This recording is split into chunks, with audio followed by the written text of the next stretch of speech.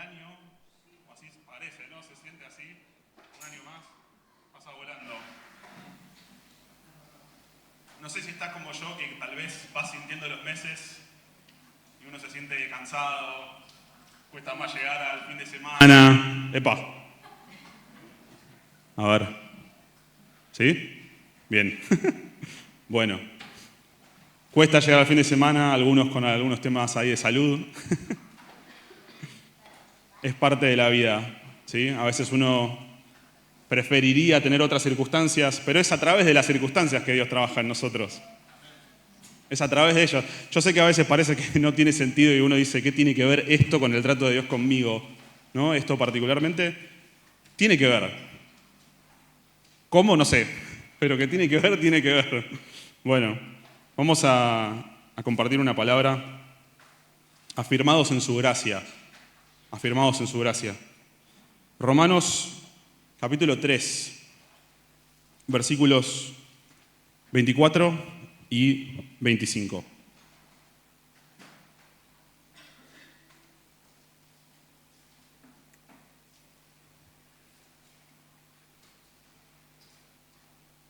Bien. Siendo justificados gratuitamente por su gracia, mediante la redención que es en Cristo Jesús, a quien Dios puso como propiciación por medio de la fe en su sangre, para manifestar su justicia a causa de haber pasado por alto en su paciencia los pecados pasados. Amén. Hoy quiero compartirte una palabra. Vamos a hablar de tres cosas. Vamos a hablar de la gracia que justifica, de la sangre que limpia y de la cruz que libera. Amén. Bueno, la gracia que justifica. Estuve toda la semana pensando en una palabra. Me gustaría pedirte que me ayudes a definirla. La palabra es proporcionalidad. Bueno, re larga la palabra. Proporcionalidad. ¿Qué quiere decir cuando algo es proporcional a otra cosa? Que es igual, ¿no? Acá yo hice trampa y lo busqué en internet. Dos magnitudes son proporcionales si al aumentar una, la otra también aumenta. Y si una disminuye, la otra también. ¿Sí? Es proporcional. ¿Se entiende? Vamos a ver qué tiene que ver esto con la Biblia.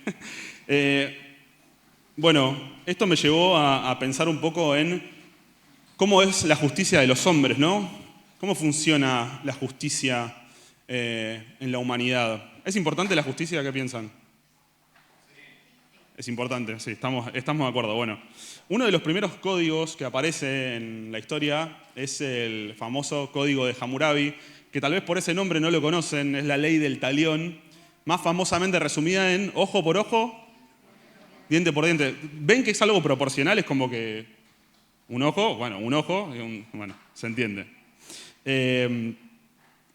Literalmente, si yo mataba al hijo de alguien, mataban a mi hijo como contrapartida, ¿no? Para igualar el terreno. Así de proporcional era la cosa. Bueno, después, siglos después, los francos, que son la tribu de la que después vino Francia, ¿no? Por eso el nombre, dijeron, bueno, capaz si andamos matando siempre gente es como un montón, a ver si buscamos alguna variante de esto, y empezaron a imponer castigos más económicos, ¿no? Entonces ahí vemos otro tipo de proporcionalidad. Esta ley, que es la ley sálica, sin embargo, tenía una particularidad. Si vos eras franco, era como que te favorecía un poquito más la ley, ¿no? Entonces, por ejemplo, si un romano ataca a un franco, la multa es de 2.500 denarios. 2.500 dólares, supongamos, ¿no? Si un romano ataca a un franco, es eso. Ahora, ¿qué pasa si es al revés y un franco ataca a un romano? Si un franco ataca a un romano, la multa es de 1.400 dólares. En vez de 2.500. ¿Es justo eso, les parece? No, ¿por qué no es justo? Porque no es proporcional. ¿No? Si una persona comete una pena, ¿por qué debería recibir uno un castigo diferente de otro? Eso no es proporcional. Lo mismo para todos. fíjense en los niños, esto pasa muchísimo, los que tienen más de uno lo saben, pero le compraste un helado a ella. ¿O no? ¿Qué quiere decir eso? A mí también me corresponde un helado, porque es lo mismo para todos, ¿sí? En la escuela esto también pasa, bueno, pasa mucho en muchos lados. Yo digo los niños, pero los grandes. Así funciona la justicia humana. Sofi, ¿te comiste el último alfajor? Bueno. ¿Está Sofi por ahí? Bueno, no sé. ¿Y la justicia de Dios? ¿Cómo es la justicia de Dios? Mateo 20, del 7 al 12. ¿Cómo es la justicia de Dios? Nadie nos ha ajustado, id también vosotros a la viña y recibiréis lo que fuere justo. Está el señor, el dueño de la viña, hablándole a los obreros, ¿no? Cuando fue la tarde del día, el señor de la viña dijo a su mayordomo, llama a los obreros y págales el jornal, comenzando desde los postreros hasta los primeros. Contexto, había gente que había trabajado muchas más horas. ¿Sí? Había gente que había trabajado todo el día, otra gente trabajó mediodía y otra gente trabajó 1 hora, ponele. Bueno, llama a los obreros y págales el jornal, comenzando de los postreros a los primeros, el siguiente. Viniendo los que habían ido cerca de la hora 11ª, recibieron cada uno un denario. Viniendo también los primeros, pensaron que habían de recibir más, porque trabajaron más. Pero también ellos recibieron cada uno un denario. Siguiente. Estos somos nosotros. Che, pero nosotros trabajamos más. Nos deberían pagar más. Murmuraban contra el padre de la familia, y el 12, diciendo, estos postreros solo han trabajado 1 hora y los has hecho iguales a nosotros, que hemos llevado la carga y el calor del día. Hasta ahí lo vamos a leer porque creo que ya ilustra bien lo que queremos hablar acá, ¿no? ¿Se sienten identificados con esto? Si yo trabajé todo el día y el otro trabajó 1 hora, ¿por qué nos van a pagar lo mismo? A mí me deberían pagar más. Eso refleja muchísimo la diferencia entre cómo nosotros concebimos lo que es justo y lo que es injusto y cómo Dios concibe lo que es justo y lo que es injusto. Y pensando y profundizando un poco en esto, pensaba, hay personas que son buenas moralmente, pero que no tienen a Cristo en su vida. Y esas personas se pierden. Y hay personas malas, por así decirlo, pero que se entregan a Cristo y se salvan. Y hay gente que ve eso y dice, no me parece justo. Una persona puede ser moral e igual irse al infierno. Porque no tuvo fe, porque no hizo las cosas con un corazón bueno para con Dios, porque la motivación con la que lo hizo no fue la correcta. Yo conozco personalmente personas que invierten muchísimo dinero y muchísimo tiempo en causas que son muy nobles. Y está buenísimo, pero tal vez eso no satisface la justicia de Dios. Es importante entender esto. Cómo Dios ve las cosas y cómo nosotros vemos las cosas a veces es totalmente opuesto. Totalmente opuesto. Por eso es tan importante conocer la Biblia. Para renovarme en cómo Dios ve las cosas, no en cómo yo las veo. Amén. Y vamos al caso contrario. Un asesino serial, un violador. Imagínate la peor persona, la persona moralmente más corrupta que puedas. Y se arrepiente genuinamente 5 minutos antes de morirse. ¿Qué pasa con esa persona? Se salva. Hay algo adentro tuyo que dice, pero... Y no me digas que no, porque yo... A ver, hay algo adentro que... ¡Ay, cómo me cuesta aceptarlo! ¿Por qué? Porque no se lo merece esa persona. En el fondo eso es otra forma de decir, yo me lo merezco más que él. Estamos comparando, ¿no? Desde lo que nosotros, pensamos que nosotros somos, ¿no? Pensamos que hicimos más méritos que los demás. Se dan cuenta, ¿no? Que esto de la proporcionalidad es como que está ahí, está ahí todo el tiempo, ¿no? Dando vueltas. Entonces la pregunta es, ¿y qué hacemos con esto? ¿Nos acomodamos nosotros a Dios o le pedimos a Dios que se acomode a nosotros? Porque es difícil, porque constantemente es morir a lo que a mí me parece justo contra lo que a Dios le parece justo, ¿no? ¿Cómo Dios puede perdonar a alguien así? Hay gente que lo dice, ¿no? ¿Cómo puede ser que Dios perdone a alguien así? Mucha gente lo dice. Eso es una herejía. Y una vez se dice herejía. ¡Qué palabra! Herejía. ¿Qué es un hereje? Un hereje es una persona que se aparta de la doctrina. ¿Y qué es la doctrina? La doctrina es lo que Jesús enseñó. ¿Sí? No hay que confundirse con cosas, porque las palabras a veces suenan muy difíciles, pero ser un hereje es apartarse de lo que Jesús enseñó. Es tan sencillo como eso. Y obviamente que nos cuesta, porque va totalmente en contra de nuestra naturaleza, pero así es. Y no le podemos demandar a Dios que cambie. Nosotros somos los que tenemos que cambiar. Nosotros somos los que nos tenemos que acomodar a Él. Romanos 3, 27, 28. A ver qué dice la palabra, ¿no? ¿Dónde pues está la jactancia? ¿Es excluida por cuál ley? ¿De las obras? No, sino por la ley de la fe. Te leo otra versión. ¿Podemos entonces jactarnos, gracias, de haber hecho algo para que Dios nos acepte? No. Porque nuestra libertad de culpa y carga no se basa en la obediencia a la ley. Está basada en la fe. Dios no es proporcional. Si Dios fuera proporcional, nos vamos todos al infierno. Es cortísima la historia. Si Dios realmente fuera justo, en el sentido de proporcionalmente tratarnos como, ¿no? Ya está, no estamos acá, ninguno de nosotros. Romanos 3:24, quedémonos en esta versión, por favor.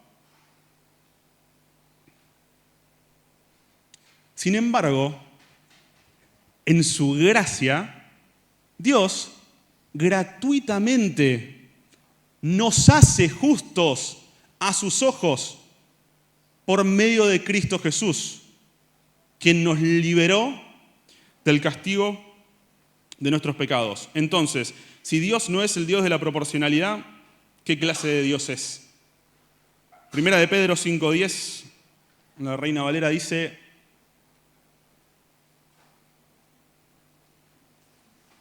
es el Dios de toda gracia.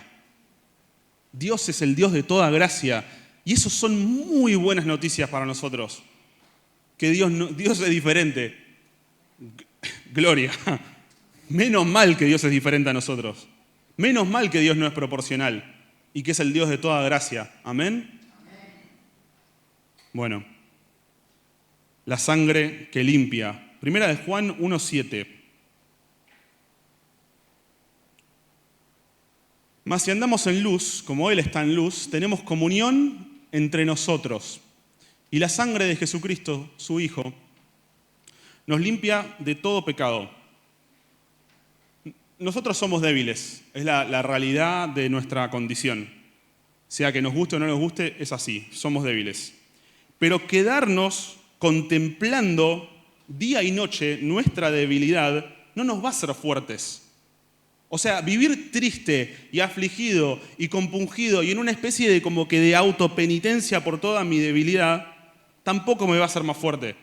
¿Por qué? Porque la palabra que dice que tengo que hacer con la debilidad, gloriarme en la debilidad. ¿Y vos y yo qué decimos que hacemos con la debilidad? Me entristezco por mi debilidad. ¿Se dan cuenta que hay algo que no anda ahí, ¿no? En esa ecuación. Dios dice gloriate y yo digo me entristezco. No estoy obedeciendo lo que Dios me dice que haga, ¿no? En realidad lo que necesitamos es ponernos de acuerdo con Dios y decir: Señor, si la sangre de Cristo que fue derramada es suficiente para vos, también es suficiente para mí. Es suficiente para Dios la sangre que derramó Cristo para perdonar nuestros pecados. Y si es suficiente para Dios, ¿no va a ser suficiente para nosotros? Necesitamos ponernos de acuerdo con Dios. Y no hace falta que yo entienda esto. Si esperamos para entenderlo, o sea, no vamos a llegar nunca. Tenemos demasiado incorporado esto de la proporcionalidad. Tenemos que creer. Y no importa si yo siento que progresé mucho o poco en mi vida con Dios, O sea, si yo siento que yo lo conseguí, estoy bien. O si yo siento, no, fracasé, vengo mal. Siempre que me acerque a Cristo va a ser en base a los méritos de Él y nunca en base a los míos. A veces uno dice, hoy tuve un buen día, y mañana tuve un buen día, y pasado tuve un buen día, ahora sí me puedo acercar a Cristo. No. O sea, cuando sentís que venís bien y estás fuerte y te pones un 10 en tu vida espiritual, te acercás a Dios por los méritos de Cristo. Y cuando sentís que estás menos 10 y que no das para más y que tu vida espiritual está en cero, también te acercás por los méritos de Cristo. También te acercás por los méritos de Cristo. A veces generalizamos mucho los versículos de la Biblia, ¿no? Acá cuando Juan dice, ¿lo puedes poner de vuelta?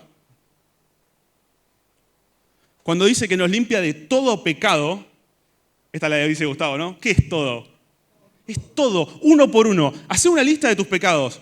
No, porque a la mañana me pasó y pequé acá, y pequé acá, y pequé acá. Hacé una lista, uno por uno, el Señor te limpia. ¿Se dan cuenta que a veces cuando generalizamos es como que nos perdemos de vivir esa realidad? Por eso nos cuesta tanto, porque ni siquiera lo estamos experimentando. No experimentamos la gracia de decir, haber recibido ese perdón que no merezco. Entonces no se nos genera, es como que no nos cambia nada, porque en el fondo no creímos todavía. No nos aferramos del todo a ese perdón que Él nos prometió. Entonces vivimos ahí como condenados. La luz de Dios expone todo pecado. Y yo muchas veces he escuchado eso y como que me agarra como miedo, como que, ¿no? Como que todo va a quedar todo expuesto. Eso quiere decir que no hay ningún pecado que Él no pueda encontrar y limpiar. Es buenísimo que la luz de Dios exponga todo. Quiere decir que no se va a quedar nada escondido ahí, que vos ni te des cuenta que está. Te limpia de todo. Te limpia de todo por completo. Quiero leerte algo. Esto no lo escribí yo, pero te pido que prestes mucha atención. ¿Sí? ¿Estás escuchando? Sí. Algunos de nosotros, oprimidos por nuestra debilidad, podemos a veces haber sido tentados a pensar que hay pecados que son casi imperdonables. Recordemos la palabra, la sangre de Jesús nos limpia de todo pecado, pecados grandes y pecados chicos, pecados que yo crea que pueden ser perdonados y pecados que no me parece que puedan ser perdonados. Todo pecado, consciente o inconsciente, recordado u olvidado, son incluidos en aquellas palabras, todo pecado. La sangre de Jesucristo nos limpia de todo pecado porque en primer lugar satisface a Dios. ¿Se entiende, no? ¿Sí? ¿Me van siguiendo? Bueno. El enemigo busca sentenciar nuestra vida. Hoy mientras orábamos estaba pensando mucho en eso, ¿no? El enemigo está constantemente buscando sentenciar nuestra vida, ¿no? Traer esa acusación. Pero la palabra lo deja muy claramente sin posibilidad de apelar en el juicio al enemigo. Romanos 8, 33 y 34. ¿Quién acusará a los escogidos de Dios? Dios es el que justifica. ¿Quién es el que condenará? Cristo es el que murió. Más aún, el que también resucitó, quien además está a la diestra de Dios y también intercede por nosotros. Entonces, en tu día a día, la culpa te oprime, te pesa, hay algo que te tiene luchado, que te hace sentir como que hay como una barrera que no te podés acercar a Dios. Y acá es importante distinguir, porque hay una culpa que sí viene de Dios. Hay un sentir por así decirlo, de culpa que sí viene del Espíritu Santo. Pero esa es la que nos guía al arrepentimiento. No a la culpa de muerte, por así decirlo, ¿no? Segunda de Corintios 7:10. Pues la clase de tristeza que Dios desea que suframos nos aleja del pecado. Hay una tristeza que te aleja del pecado y trae como resultado salvación. No hay que lamentarse por esa clase de tristeza, pero la tristeza del mundo, a la cual le falta arrepentimiento, resulta en muerte espiritual. Entonces, si yo me arrepiento delante de Dios, pido perdón con sinceridad, pido que el Señor me limpie y me sigo sintiendo culpable, esa culpa no es de Dios. ¿Se entiende? Nunca el Espíritu Santo va a venir a condenarme cuando yo ya me he arrepentido de un pecado. Y si yo sigo sintiendo ese sentimiento de culpa, no es Dios. No es Dios. Es una estrategia del enemigo para acusarnos y para llevarnos al campo de las obras, ¿no? Porque me equivoqué, ¿qué hago? Uy, a ver cómo lo reparo. Hice una obra mala, hago 3 obras buenas. Y ahí sí. Y ahí vuelvo a estar bien. La tentación, de alguna manera, es como que empezar a mirar adentro de uno, ¿no? A buscar la respuesta. Como que me quiero representar a mí mismo en el juicio, ¿no? Ser mi propio abogado. Buscar en mi comportamiento la evidencia de que el enemigo está equivocado. Y no hay nada dentro nuestro que lo pueda hacer. Pero digo, ¿por qué aceptamos tan fácilmente la acusación del enemigo? ¿Por qué le damos ese lugar? En el fondo tal vez es que seguimos aferrados a esto de la proporcionalidad. Solo que ahora lo aplicamos con Dios. De alguna manera todavía tenemos ciertas esperanzas de tener algún tipo de justicia en nosotros mismos, aparte de Cristo. Dios puede perdonar todo pecado, como dice la palabra, pero no nos va a perdonar si aceptamos la acusación del enemigo. Porque el que acepta la acusación del enemigo no está confiando en la sangre. ¿Se entiende cuál es la trampa del enemigo? Si él hace que vos dudes, ahí sí que Dios no te puede perdonar. Pero es porque vos estás dudando, no por el pecado. Dios ya lo resolvió el problema del pecado. Eso es lo que vino Cristo a hacer, esa fue toda su misión. Cuando Jesús dijo consumado es, todo este problema del pecado, ya está. Ya hice provisión para eso. Ya rompí esa atadura. Entonces mi respuesta a Satanás no tiene que ser de, mirá lo bien que me porto, Satanás, no me podés acusar. La sangre de Cristo me cubre de todo pecado. Volvamos a Romanos 3, 24, Gio, por favor. ¿Cómo somos justificados? Gratuitamente por su gracia, mediante la redención que es en Cristo Jesús. Y prestemos atención al 25. Dios puso como propiciación. ¿Qué pasa con la sangre? ¿Por medio de qué? De la fe en su sangre. No de entender cuál es la función de la sangre. Tengo que creer. Por medio de la fe. Tengo que creer que Él me limpia. En el instante que yo pequé, si yo pido perdón a Dios, Dios me perdona. Cuidado, no quiere decir que no hay consecuencias por el pecado. Porque el corazón incrédulo que dice, si es tan fácil que Dios me perdona, si yo peco, entonces bueno, peco y hago cualquiera. Pero una persona que está realmente convertida a Dios nunca va a pensar así. ¿Sí? Nunca va a pensar así. Jesús está diciendo, me acordaba mucho de lo que le dice a Jairo cuando, ¿se acuerdan cuando muere la hija de Jairo? Que Jesús le dice, no temas, solamente cree.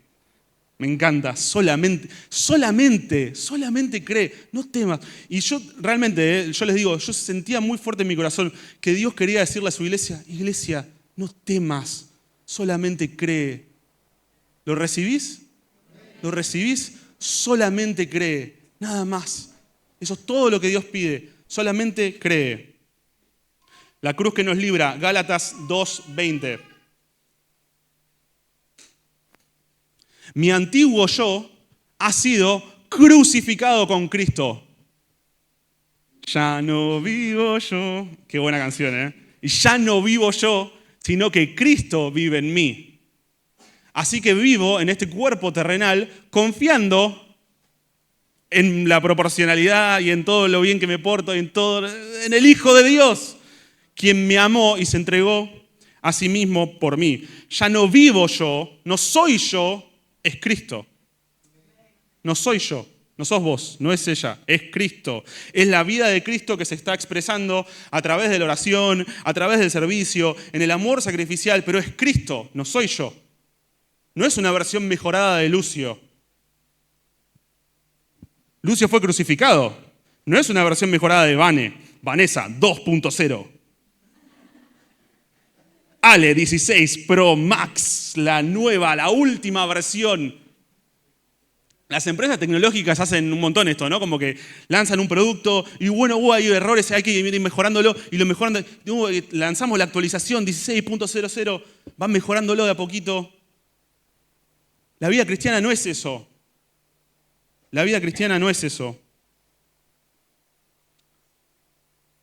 Es cierto que hay un proceso de santificación que es continuo y lo vamos viendo y se va manifestando cada vez más, pero en el fondo no somos nosotros. Es que Cristo se está expresando, la vida de Cristo se va expresando cada vez más y la vida nuestra se va expresando cada vez menos. Es eso. La Biblia no enseña que nosotros somos pecadores porque cometemos pecados. Pecamos porque somos pecadores. ¿Se entiende cuál es la diferencia? Si yo soy pecador, ¿cómo podría no pecar? Es lógico que yo peque si soy pecador. El problema no es el fruto, el problema es la raíz. Tenemos un problema de naturaleza, no de acción. No tiene que ver con lo que hacemos, tiene que ver con lo que somos. Otra forma de decir esto es que la dificultad que tenemos con el pecado es por herencia, no por comportamiento.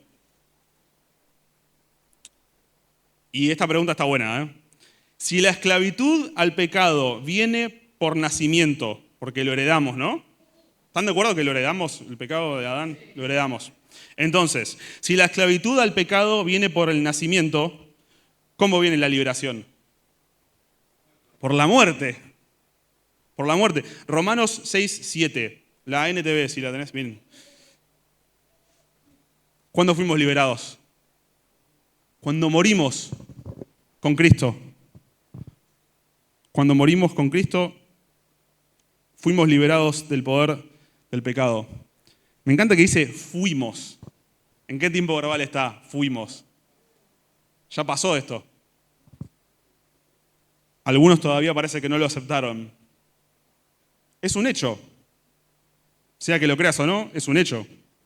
Los hechos vos podés tener tu interpretación, lo que vos quieras, pero ya pasó. Romanos 6:3. Y me llama mucho la atención que Pablo diga, ¿se olvidaron de esto ya? Muchas veces en nuestra vida como cristianos no es que necesitamos siempre estar aprendiendo un montón de cosas nuevas, necesitamos acordarnos de un montón de cosas que ya nos olvidamos. ¿O acaso olvidaron que cuando fuimos unidos a Cristo Jesús en el bautismo, nos unimos a Él en su muerte? Si Dios ya nos unió a Cristo, no tenemos que seguir pensando cómo entrar. ¿Cómo hago para entrar en Cristo? Ya estoy en Cristo. Esa es mi posición. Primera de Corintios 1:30. Dios los ha unido a ustedes con Cristo Jesús. No fuimos nosotros. Dios te unió a Cristo Jesús. Hizo que Él fuera la sabiduría misma para nuestro beneficio. Cristo nos hizo justos ante Dios. Nos hizo puros y santos y nos liberó del pecado. Todos los días tendríamos que levantarnos y leer este versículo. Para no olvidarnos, nos hizo justos. No somos justos, nos hizo justos. ¿Crees que Jesús murió? ¿Él vivió, murió? Con la misma fe que crees que murió Jesús, tenés que creer que moriste vos. Jesús murió, ¿lo crees? ¿Crees que vos moriste con Él? Hay gente que todavía no lo creyó. Creen muy fuertemente que Jesús murió, pero en su propia muerte pareciera que no. Cristo murió y yo morí con Él. No sentimos la muerte de Jesús. ¿Alguno lo vio a Jesús a morir? Con sus ojos. ¿Estabas ahí el día que fue crucificado y que murió? ¿Y cómo sabes qué pasó entonces? Porque crees.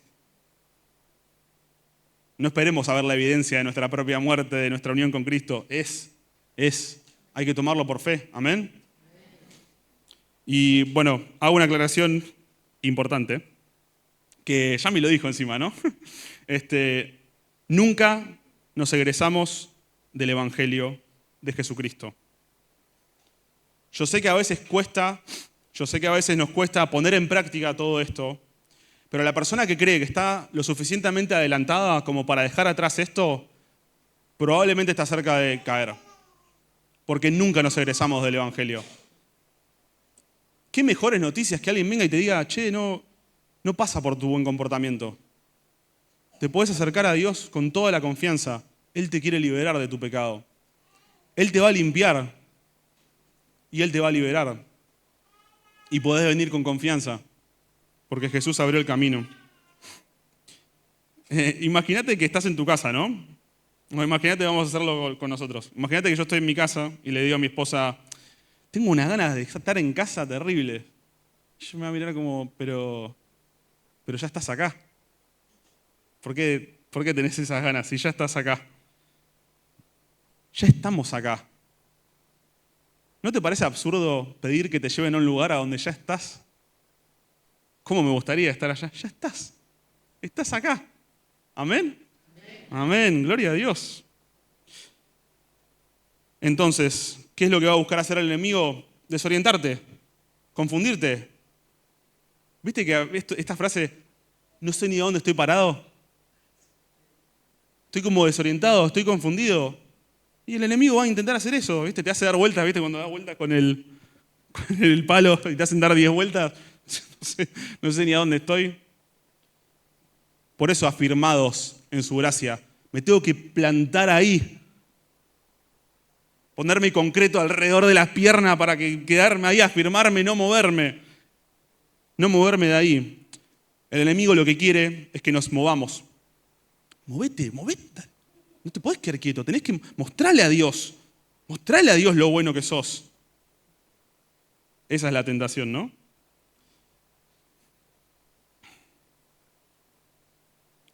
El arma del enemigo es hacer que dudemos de lo que Dios dijo, ¿no? ¿Te pasó que el enemigo viene y te dice, vos sos cristiano? Así que vos te entregaste a Jesús. Así que la sangre de Cristo te limpia de todo pecado. ¿Aún de ese que ni siquiera te animás a hablar con los demás? ¿De ese pecado? Esa es la voz del enemigo. Fíjate cómo te hace creer que hay pecados que realmente es como si fueran ese pecado que vos pecás, es imperdonable ese pecado. Si hoy te sentís así, te invito a que vuelvas a leer los versículos que leímos y los tomes por fe. Señor, me limpia. ¿De este pecado también? Sí, de este pecado también. Yo nunca voy a ser libre de ese pecado en la práctica si no lo creo en mi corazón primero. Porque el problema es que yo no confío en realidad. Dios es poderoso para salvar. Dios es poderoso para salvar. Pero solamente cree. Solamente cree. ¿A dónde era que Jesús no hacía milagros? Donde la gente no creía en Él. Ese es el impedimento para que Dios se mueva con poder. La incredulidad. La incredulidad. Sea que yo experimenté hoy un buen día o un mal día, si hoy tal vez tuviste un mal día hoy, no tenemos por qué darle tanto crédito a nuestra experiencia del día a día. Le damos creemos tanto en nuestra experiencia diaria. Ah, si hoy me fue mal, no, entonces esto no puede ser verdad. Porque lo que a mí me pasó, o lo que a mí no me pasó, te voy a contar un cuento que leí hace poco y me encantó. Dicen que iban caminando la verdad, la fe y la experiencia. Así tipo en fila india, ¿viste? Uno atrás del otro. Imagínatelo como si fueran personas para que sea un poquito más fácil de visualizar, ¿sí? La verdad, la fe y la experiencia. Estaban caminando por lo alto de un muro, así tipo un muro angosto, ¿no? ¿Lo ven? ¿Lo están visualizando? Bueno. La verdad, caminaba firme, sin desviarse. No miraba a la derecha, no miraba a la izquierda, miraba fijo para adelante, nunca miraba para atrás. La verdad. La fe seguía la verdad y estaba todo bien, pero de repente se empezó a preocupar por la experiencia que venía atrás. Y empezó a decir, che, ¿no será que la experiencia que viene atrás? A ver, y cuando se da vuelta para ver cómo venía la experiencia, se tambaleó, se cayó la fe y atrás de la fe se cayó la experiencia también. La experiencia de ser liberado del pecado acompaña a la fe. Viene atrás, no adelante. Si yo espero a ver el cambio para creer, no lo voy a ver nunca el cambio. Tengo que creer primero que Dios me puede cambiar, que Dios me puede liberar, que Dios lo puede hacer, y ahí sí lo voy a ver. La victoria la creo primero en mi corazón, si no, no lo voy a experimentar. Por eso que dice 2 Corintios 5 al 7,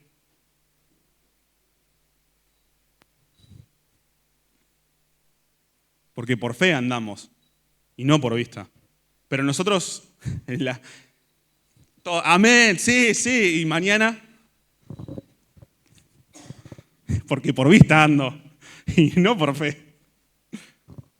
En la práctica, ¿no? En la práctica a veces es así. De vuelta, ¿cuál es la tentación? Mirar adentro, mirar a mi experiencia, a ver si estoy o no estoy. Miro a mi experiencia como si eso fuera la evidencia, ¿no? Cuando yo me miro a mí mismo, saco la mirada del Señor. ¿Quién es la verdad? Digo, ¿por qué va adelante la verdad en ese cuento? Jesús es la verdad. Jesús es la verdad. Cuando yo le saco la mirada a Jesús, me pierdo. Me pierdo. Entonces, ¿cuál es la parte práctica acá? Alimentar tu fe con la verdad. Porque siempre que nos dicen que hay que ir a la iglesia, hay que ir al culto, y hay que ir a los grupos, y tenemos grupos todos los días. Pero te das cuenta lo fácil que es perder el equilibrio, ¿no? Con lo fácil que es perder el equilibrio, sí, menos mal que tenemos los cultos, los grupos, porque yo le pierdo de vista la verdad todos los días, si no. Esa es la parte práctica. Si yo no alimento mi fe con la verdad de Dios, nunca voy a tener victoria. Es imposible. Si no hay nada bueno en mí. No hay nada bueno en mí. Bueno. Vamos a ir terminando. Mateo 15, 36.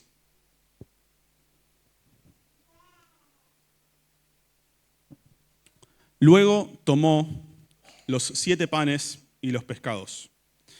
Dio gracias a Dios por ellos y los partió en trozos. Se los dio a los discípulos, quienes repartieron la comida entre la multitud. ¿De dónde sacaron los 7 panes y los pescados? Había un niño, un joven, un muchacho, bueno, estaba ahí y le dio el pan al Señor. ¿Qué hizo el Señor con el pan? Lo partió. Dios rompió el pan. Dios siempre rompe lo que le ofrecemos.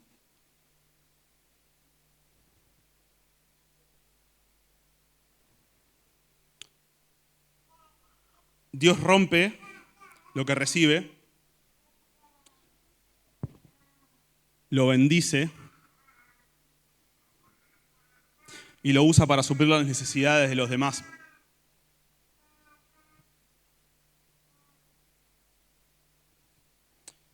Cuando nosotros venimos delante de Dios, Él no nos deja igual a como estábamos cuando venimos. Dios nos empieza a romper.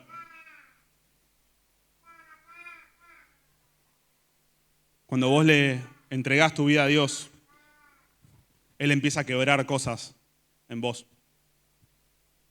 Primero te bendice y después te rompe. ¿Por qué Dios te rompe? Porque quiere usarte para suplir las necesidades de todas esas personas que estaban ahí, muertas de hambre.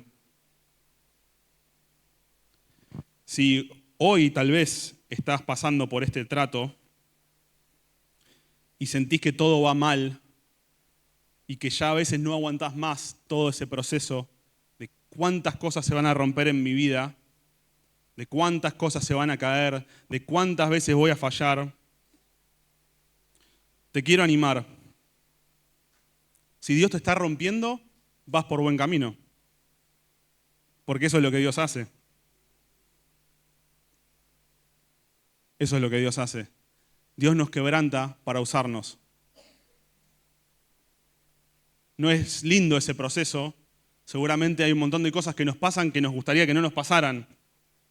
¿Sí? No quiere decir que siempre va a ser agradable. Pero si vos te entregás a Dios, tenés que saber que esto va a pasar. Tenés que saber que esto va a pasar y que a partir de ese momento todo lo que te pase en tu día a día está perfectamente calibrado para traer ese proceso en vos. En el fondo Dios sabe a dónde nosotros queremos ir, cuál es el fin que realmente anhelamos en nuestro corazón. Y nos está llevando ahí, pero no nos está llevando de la manera que nosotros pensamos o de la manera que nosotros nos gustaría. Capaz, el problema que tenemos a veces es que todavía estamos como a mitad de camino, ¿no? Pero no nos podemos quedar a mitad de camino. O sea, tal vez lo que te pasa es, no estoy con el mundo, no estoy con el mundo, pero no sé si estoy del todo comprometido con Dios. Estoy como medio en la mitad. Estoy con un pie en cada lado. El mundo ya no me puede usar para sus planes, pero Dios tampoco. No nos podemos quedar ahí. No nos podemos quedar ahí. Ya no encajamos en el mundo, pero todavía no terminamos de encajar con Dios. Esa entrega es a medias, ¿no? Es a todo o nada. Si soy del Señor, yo digo, bueno, después de todo esto que estuvimos escuchando, ya no me cuento a mí mismo como mío propio, ¿no? Yo no soy de mi propia propiedad, por así decirlo, ¿no? Y aún nos pasa esto, ¿no? O sea, la consagración no tiene que ver con que yo me consagro para ser pastor. Yo me consagro para ser misionero. Yo me consagro para ser maestro. Yo me consagro para hacer la voluntad de Dios. En mi trabajo o a donde sea, no importa. Yo me consagro para hacer su voluntad. Tal vez parte de su voluntad sí es que yo ejerza o lo que sea, pero esa no es la consagración. El Señor es lo que vos quieras. Lo que vos quieras, Señor. Sin expectativas. Lo que vos quieras. Y si este nivel tal vez de consagración nos genera un cierto temor, es decir, pero ¿y si yo hago esto, qué me va a pasar a mí? Tenés que volver a escuchar la prédica, porque Dios es el Dios de toda gracia. No te estás entregando a un Dios que, ahora que te entregaste, ¿no? Ahora que te entregaste a mí, te tengo en mi poder. No. Lo que necesitamos es seguir alimentando la fe en la verdad y entregarnos en las manos de Dios sabiendo que cualquier cosa que Él traiga sobre nosotros va a ser lo mejor. El bien que Dios tiene preparado para nosotros no hay nada que se pueda comparar a eso, ¿no? Las aflicciones del tiempo presente no son dignas de ser comparadas con la gloria que se va a revelar en nosotros. Así que, para terminar, quiero preguntarte, ¿cuál es tu condición hoy?